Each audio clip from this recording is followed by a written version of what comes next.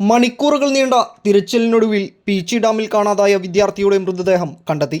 മലപ്പുറം താനൂർ സ്വദേശി യഹിയയാണ് മരിച്ചത്. Ernakulam Maharaja's college SFI unit സെക്രട്ടറിയായ യഹിയയെ ഇന്നലെ വൈകിട്ടോടെയാണ് കാണാതായത്. മഹാരാജാസ് കോളേജിലെ MSc ബോട്ടണി വിദ്യാർത്ഥിയാണ്. 3 സുഹൃത്തുക്കൾക്കൊപ്പം ഇന്നലെ ഡാമിൽ ഇറങ്ങിയപ്പോഴാണ് യഹിയ അപകടത്തിൽപ്പെട്ടത്.